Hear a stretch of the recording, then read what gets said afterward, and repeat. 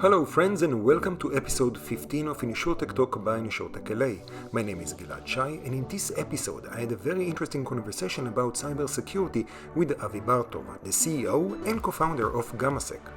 GamaSec provides pre-breach services helping commercial line insurance brokers to manage risk and provide cybersecurity education to their policyholders.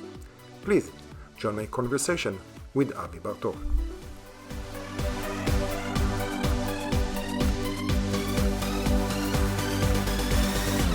Hi Avi, thank you for joining me today. Pleasure to meet you again. How are you? I'm fine, thank you. So I'll tell you what we're going to do today. Now, usually people are sort of complaining, not really, that we go on and on and on and on, especially after the holiday special with Jay Weinthorpe, that it was more than an hour. So we'll try to be focused. And by doing this very lengthy introduction, I'm actually against this statement. So we'll go over your background and we'll basically make an introduction to people about who you are, what you are, and of course your company GamaSec. Then of course we'll dive into cyber security, cyber attacks that we see everywhere. And then of course cyber insurance, and that's the main reason why people are tuning into this conversation. And why is it so important to use GamaSec and how you guys are, helping the industry? Sounds good? Excellent. Fantastic. So let me introduce myself. I'm Avi Bartov. I'm GamaSec CEO and co-founder. My background, I was an officer in the Israeli army and I worked for several years in cybersecurity, having cybersecurity company all over Europe and Israel for more than 2 decades. And about 5 years ago, I decided to move from consulting to create my own technology in order to have a software as a service cloud solution. And that's where we are today with GamaSec. Today, GamaSec created a virtual hacker technology that is combined into cyber insurance in order to reduce and to prevent cyber exposure for the policyholder and for the insurance company. Usually what I do, I ask the different guests to give a little bit of basics. Let's call it Insurance 101 or Business Development 101. If you don't mind, can you give us a little bit of Cybersecurity 101 so people will have the definitions and understand what's going on? What exactly is cybersecurity and what are we defending against? What are the different cyber attacks? So I would say that on the top of it, we need, in fact, to have a cyber attack, we need 3 things. We need a weakness, then we need a hacker to explore this weakness, and before that, the hacker need to have an access to the weakness. Now, if we as a cybersecurity company have the capacity to detect and to close the weakness before the hacker can have access to that, then we don't have a cyber attack, and that's exactly what we are looking for. The hacker are all the time looking for those weaknesses, for those exposure, for those vulnerability in order to take over. So today, the main attack are coming through the ransomware or the phishing. They can come through some SQL injection or cross-crash scripting that they can find on the company website, knowing that today, more than 52% of all the cyber attacks, especially on the SMB level, are done through the company website. Gotcha. And what is the effect beside the ransomware, or how does it affect the business? So the business are affected by, I would say, 3 things. One is reputation. No one wants to see his business on the front page of the newspaper saying that the business was hacked and the hacker had the capacity to take and download all the information about the policyholder, if we're speaking about an insurance company, or any information about people working with this company. Second thing, they can encrypt the information and request a ransom, request money in order to provide back the information to the employee. And a small part that we will present, I would say maybe 10%, are people that are doing it because of cyber espionage or because activism, because of political reason. We see a lot of Hamas against Israel, or the Soviet, the Russian against the Americans. So those are also part of the cyber attack when government are behind it, but that represents approximately about 10% of all the cyber attack. The majority are before money. So we've seen many different attacks, especially we heard about them on the media, beside all kinds of, let's call it cybersecurity news and other reports that from time to time get into my hands. I'm not a cybersecurity person, so it's very rare that I actually get them. We talked about Shirbit, that in Israel, that was a big thing. Another related, insurance. What is the profile of attacks? Who are the attackers? Government or just for money? And who are the victims? What are their profiles? So thank you for the question. I think that today we can see that the hacker are divided into big part.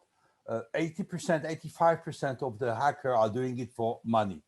A criminal company or criminal people doing those kind of attack, and the main reason is to get benefit from those attacks. Between 15 to 20% are done because of activism or political reason. That's another part. That's our government. That's our people are coming from a different issue. But the majority of the attack, especially the ones that are going on the SMB, are done by criminal for financial reasons. Also, we know today that the majority of the attack, more than 64% of all the cyber attacks today are done against the SMB.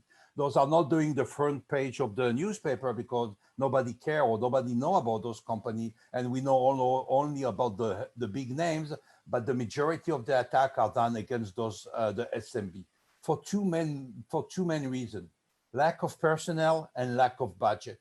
The SMB company do not have the same budget. They do not have an IT security department. They do not have the IT people in order to solve those security issues. Therefore, they are more open to be a target to the hacker. Can you tell me a little bit more about what is cyber insurance for you, and what is the service that you're providing? I think that the cyber insurance today, so let me maybe go a bit in history. About 5 years ago, something around 5 years ago, most of the cyber insurance were dedicated, oriented to the organization, to the big company. And then little by little, the insurance companies start to move to the SMB. Then they defined that the wording and the cyber insurance was not adapted to the SMB. Today, they are moving to the SMB, but they understand that they don't have enough data. The cyber risk change quickly, and it's very difficult to them to forecast the risk. Therefore, they need to have a pre-breach solution in order not to predict the risk, but to help them to prevent the risk and to minimize the risk. And that's exactly what we're doing. The second very important thing is that a competitive advantage. In order for them to be competitive on this market, in order for them to provide an added value to their customer, the fact that they can provide an additional service together with the cyber insurance, that's exactly what we are providing. As you know, most of the insurance company today, or up to today, we are providing post-breach service, something that happened or services happening after a breach happened. Lawyer, forensic. Now they want to prevent the risk, and that's what we are providing. We are adapting ourselves, we are integrating our solution into the cyber insurance in order to prevent and to minimize the risk. So in the insurance industry, who are you working with? Can you talk about your customers? Yeah, so I cannot speak about the customer themselves, but I can tell you that today GamaSec is working with several insurance carrier like CNA in the UK and Europe, like Zurich Insurance in Canada with a broker called BFL, Basely in France with a Galileo is a French broker, with Lombard Insurance in South Africa with a local broker, and with Tata AIG in India. In all those companies, MGA, insurance carrier or broker, the bottom line is that they are integrating our service into the the cyber insurance policy. And the best example that I can say that Zurich, for example, in Canada, they're providing a 10% discount on the premium, recognizing the merit of the GamaSec solution in order to minimize the risk that they are taking, and they recognize it by providing this discount on the premium. So that's very interesting, because we see that more and more insurance companies are actually becoming proactive, especially in order to reduce the risk. We saw that at the beginning within the P&C world, right? With the leak detectors, where the insurance company has 100% liability, the 100% of the payment is on them. And here it's great to see that is to add that add-on, not just to sell better the insurance or to make it more understandable, but actually to mitigate, to prevent the risk or to reduce it, and to provide their policyholders a better service. Because cyber insurance is basically a commercial insurance, and that's why it's being sold by brokers. Do you have any classification that you're working with better? So not classification, a class, a risk class that you're working with, restaurants, lawyers, government, etc. I would say it's very depending on a partner. So you have some cyber insurance company that are more specialized or more appropriated to the healthcare industry, or more appropriate or more working with a different sector. So it's really depending on the insurance broker. I would say that we are targeting the SMB market. So every insurance company that targeting the SMB, and it's not important if it is a government, if it is a e-commerce, if it's online commerce, if it's healthcare, the moment that it is an SMB between $5 to $1 million turnover, our solution is integrated into the insurance cover. I just want to add something that I forgot to mention before. We also adapt ourselves to the need of the customer, to the need of the insurance company. And because we saw, you mentioned it at the beginning of our discussion, the ransom, we saw a huge wave of ransom and phishing coming recently. So, and we know that especially the SMB, there are not so much tool that can close ransom and phishing. The best way is to educate the employee, to educate the people working in those companies. So we integrated now a new solution, a training awareness into the service that we are providing to our insurance partner, in order to provide a video training awareness to all the employees working with our or receiving our insurance, the insurance company, in order to provide them the insurance, the education against ransom, against phishing. So every employee, or on a quarterly basis, on a regular basis, can have a video training and a quiz questionnaire in order to increase their awareness. Again, in order to provide a better solution and to minimize the risk for the insurance company. I think that's such an important service, especially when we see that most of the vulnerabilities are coming from human error, and education is such an important part. Most of us are just ignoring it. It's like, another, I must go click during the onboarding or whenever need to go through the training. However, it's such an important thing to get your employees to go through, because at the end of the day, they're the ones who are going to send the wrong email, click the wrong button, or download the wrong pic with the malware and open that window. You're absolutely right.